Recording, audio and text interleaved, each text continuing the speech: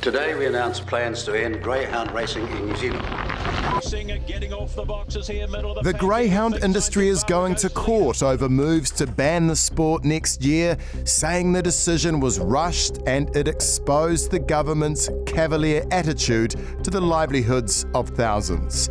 But that impending legal action hasn't stopped the government or the minister responsible from proceeding with plans to bring the axe down. They need to confront the fact that, independent of my office, there were 3 independent reports.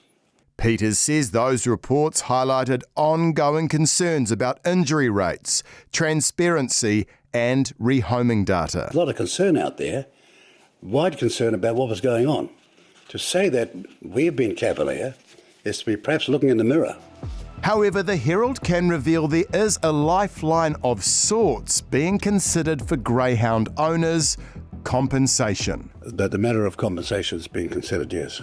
A ministerial advisory committee has suggested they are compensated for housing and feeding dogs when racing ends in July next year and dogs are waiting for adoption. So who pays?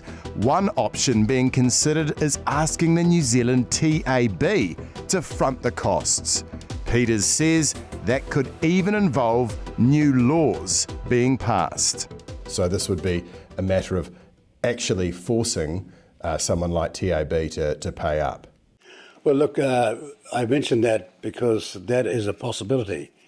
Bear in mind, of course, if there was universality and acceptance, then legislation may not be required. Do you think the TAB should front the cost of this? I think it needs to be a collaboration between the large amount of reserves that Greyhound Racing New Zealand have and some TAB money to top up the rehoming efforts that need to happen. The SPCA's Dr. Anya Dale says the consideration of compensation is unusual. Do you and does the SPCA support compensating greyhound owners?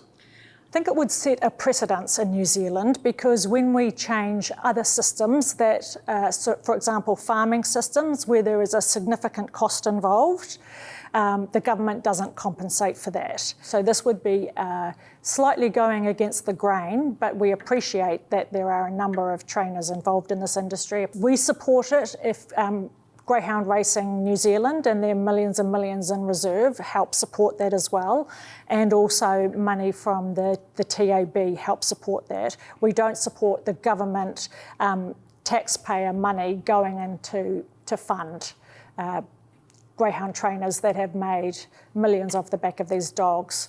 The committee also wants a single entity to oversee future rehoming efforts. It's really critically important that we have consistent standards and policies that govern the rehoming and that there's a central port, so essentially a central website where all the greyhounds are listed for adoption. News of possible compensation for dog owners and a fresh strategy for rehoming won't stop legal action by the industry, which will argue in court it was not adequately informed or consulted on the plan to end the sport.